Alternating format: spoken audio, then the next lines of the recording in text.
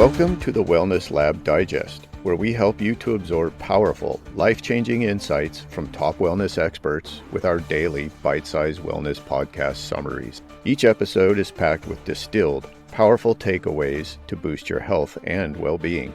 To support this podcast, please scroll down on whatever app you're listening. Ratings and reviews are helpful. Even better, just send the show to a friend. Check out our sponsors at the bottom of the page, or simply click the Support the Show link below the episode description. In this third installment of our enlightening series with Dr. Ainhoa de Federico, esteemed professor and researcher at the University of Toulouse, we delve into the profound connection between mental well-being and visual health. Dr. De Federico illuminates how emotional, stress, and psychological factors can significantly impact our eyesight, and she introduces holistic strategies to address these influences. You know what's mind-blowing? Research shows that 80% of our vision problems might actually stem from our emotions, not just physical issues with our eyes. That's fascinating and completely different from what most eye doctors tell us. How did researchers even discover this connection? Well, it goes back to some groundbreaking work at Columbia University in 1958.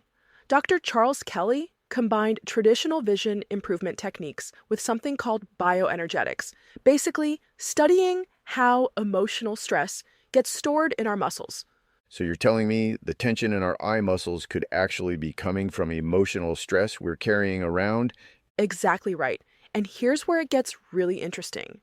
Different vision problems are linked to specific emotional patterns. Like with nearsightedness, they found it often develops when someone feels threatened by the world. Almost like they're unconsciously pulling their visual world closer, where it feels safer? Precisely.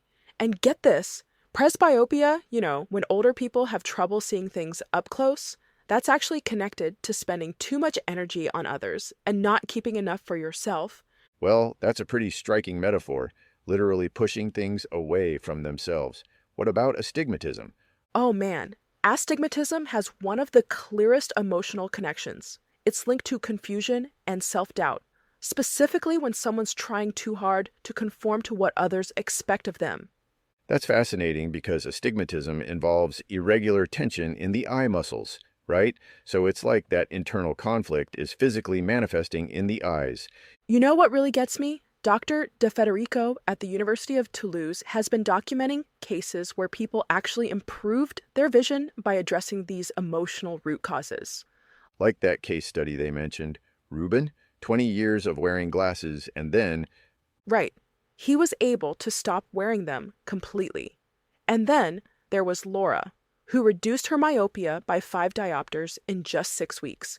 Though I should mention, they're very clear that you shouldn't just throw away your glasses immediately. That makes sense. They compared it to rehabilitating an injured knee, didn't they? Exactly. You might need crutches at first, but with proper rehabilitation, you can eventually walk without them. Same principle with glasses. They're like temporary support while you work on the underlying issues. So what's the first step for someone who wants to explore this connection between their emotions and vision? Well, they recommend starting with what they call the symptom translator technique. You basically look back to when your vision problems first started and try to identify what was happening in your life at that time. That must bring up some pretty intense realizations for people. Oh, absolutely. And here's something wild. They found that more than 82% of the time, according to the University of Toulouse research, the muscle tensions affecting vision were directly tied to emotional causes. You know what I find really compelling about this whole approach? It's not just about fixing your eyesight, it seems to lead to broader personal growth. That's exactly right. When people start addressing these emotional patterns, they often report feeling more confident, more authentic, and more in control of their lives overall. Though I imagine some people might be skeptical about this whole emotional connection to vision problems. Well, think about how stress affects other parts of our body. We don't question that stress can cause headaches or digestive issues, right? So why wouldn't it affect our eyes? That's a good point. And the research backing this up seems pretty solid, especially coming from established institutions. You know what's really exciting? This could completely change how we think about vision care. Instead of just prescribing stronger and stronger glasses, we might start looking at emotional well-being as part of eye health. So what would that actually look like in practice? Well, based on Dr. De Federico's work, it's a combination of physical exercises for the eyes, emotional release techniques, and addressing those underlying stressors. And here's the key. It's not about overnight transformation. That makes it sound more credible, actually. Quick fixes usually aren't sustainable. Exactly. And what's really interesting is how they're measuring progress. They're not just looking at vision charts, they're tracking things like confidence levels, stress reduction, and overall well-being.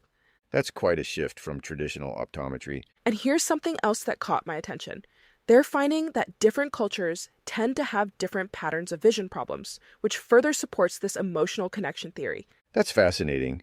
Can you give an example? Well, they've noticed higher rates of myopia in societies with more academic pressure and competitive environments. It's like the emotional stress of constant achievement is literally affecting how people see the world.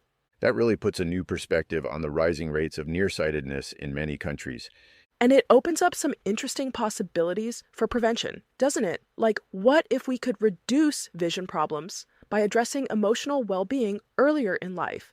That could be revolutionary for public health. You know what's really encouraging about all this? It gives people agency. Instead of just accepting declining vision as inevitable, there might be something we can actually do about it. Though I imagine the traditional medical establishment might have some pushback against these ideas. Oh, for sure. But the research is getting harder to ignore. When you have university studies showing consistent results and thousands of documented cases of improvement, it becomes difficult to dismiss. It really challenges our assumptions about what's possible with vision improvement. And that might be the biggest takeaway here, that we need to look beyond just the physical aspects of vision problems and consider the whole person, including their emotional state. Well, this has certainly given me a new perspective on my reading glasses. That's what I love about this field. It keeps revealing new connections between our physical and emotional well-being. And who knows, maybe in a few years, this kind of holistic approach to vision care will be the norm rather than the exception. To further explore Dr. De Federico's methodologies and access additional resources, visit her website linked in the description. Stay tuned for the next episode, where we will continue to uncover transformative techniques in natural vision improvement. Thank you for listening to the Wellness Lab Digest. If you have received value from the podcast, I have 3 asks of you. 1, share the show with your friends and send them a link to the show. 2, please leave a rating and review in whatever app you're listening. And last but not least, please let me know what topics you would like us to cover in the future. You can contact me by sending me a message using the Send Us a Text link below the episode description.